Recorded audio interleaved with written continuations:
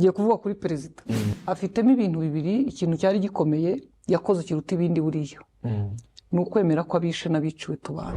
Iyo adashaka igiteba dushyiramo ngo apfundikire cyo kwemera ko tugomba gusangira, n'ubu tuba tukirwana. Ngira ngo ku nshuro ya 30 twibuka Jenoside yakorewe Abatutsi yaravuze ngo abarokotse baduhaye ikiguzi kiruta kubabarira.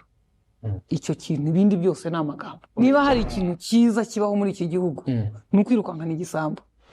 Kagame apfa kuba kiri perezida, ibisambo mbijya inyuma. Imbwa ziri kuba ry'isuka bibona. Ingurube niba n'imbwa ngira ngo numvaga ari inyamaswa yarya. Ubwo wahitaga wakserera cyane oya aho ngaho twashakaga amafoto ya Rishi. Oya ntagiye wari wicara unyine ubonye nk'ibyo bintu karira nyine amarangamutima akakugwa. Abantu ntago mbazi.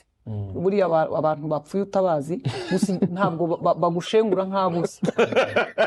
Ahubwo barangiye bapfuye ntago kuko bari n'abasirikare bambaye uniform ntago amarangamutima yabanyica. Nko kugera ku mugore waciwemo kabiri ni kompora ahetse umwana we, nyine ndabira nkibaza nti bigenda bite ngo umuntu yitwa ko ari umusirikare arasa umuntu umeze utyo. Tekereza nk'umuturage uri mu murimo uhinga, umuntu agagara mu kindi gihugu akohereza ikompora hakabona imukubitiye umwana. Uriya muntu ni ubabaje ubundi, ni uteye ubwo. Abandi bantu uriya bababaje mutazi ni impunzi. Abo bantu ni bo bababaje. Naho abasirikare bapfuye iyo atapfuye abariho kuko nawe yapfuye wenda yisha abandi. we nibyo yemeje. Byari win-win.